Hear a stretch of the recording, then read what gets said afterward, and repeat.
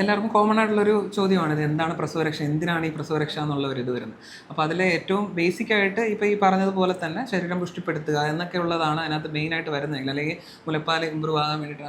സത്യത്തിൽ അതൊന്നും വേണമെന്നില്ല. കാരണം മുലപ്പാൽ നമ്മൾ പ്രഗ്നൻ്റ് ആയിരിക്കുന്ന സമയത്തുള്ള ഹോർമോണൽ ചേഞ്ചസ് കാരണം തന്നെ നമുക്ക് നോർമലി എല്ലാവർക്കും മുലപ്പാൽ അല്ലെങ്കിൽ വരുന്നതാണ്. നമുക്ക് അതിന് വേണ്ടി സ്പെഷ്യലായിട്ടൊന്നും ചെയ്യണമെന്നില്ല.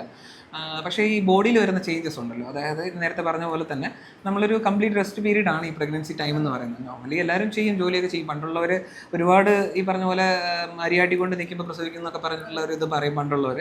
ഇപ്പോഴത്തെ കാലത്തുള്ള ലൈഫ് സ്റ്റൈലിൻ്റെ ചേഞ്ച് വരുന്ന കാരണം നമുക്ക് അതിനുള്ളൊരു കുറച്ചുകൂടെ സെറ്റിൽഡ് ആയിരിക്കും, അല്ലെങ്കിൽ സെഡൻറ്ററി ആയിരിക്കും നമ്മൾ ആ പീരീഡ് നമ്മൾ കെയർ ചെയ്യുന്നത്.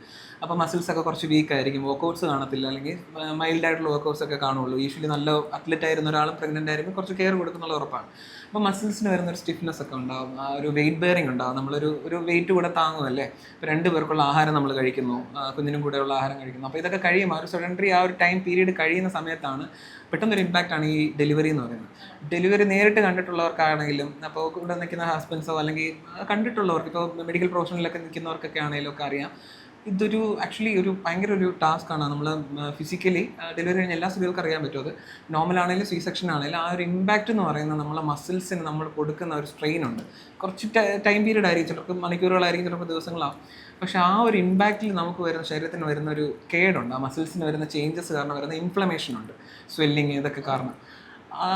പെട്ടെന്ന് നമ്മളിപ്പോൾ കുറച്ചുകൂടെ കൺവീനിയൻ്റ് ആയിട്ട് അല്ലെങ്കിൽ കൺവേ ചെയ്ത് പറയാൻ പറ്റുന്നതാണെങ്കിൽ, നമ്മൾ ഒരു വർക്കൗട്ടും ചെയ്യാതിരിക്കുന്ന ഒരാൾ പെട്ടെന്ന് ഒരു ദിവസം ജിമ്മിൽ പോയി കഴിഞ്ഞാൽ നമുക്ക് കിട്ടുന്ന ആദ്യത്തെ ദിവസത്തെ ആ വേദനയുണ്ടല്ലോ, വേദനയും നീരും, ആ ഒരു പെയിനും ആ ഒരു ഇമ്പാക്റ്റും ബോഡിക്ക് ഉണ്ടാവും എന്നുള്ളതാണ്. അപ്പോൾ അതിൽ നിന്ന് നമ്മൾ റിക്കവറായി കൊടുക്കാനായിട്ട് നമ്മൾ വർക്കൗട്ട് ചെയ്ത് കഴിഞ്ഞാൽ, റെഗുലർലി അത് ചെയ്ത് പോകുമ്പോൾ ആ പെയിനൊക്കെ മാറും, മസിൽ സ്ട്രെങ്തനിങ് ഉണ്ടാവും.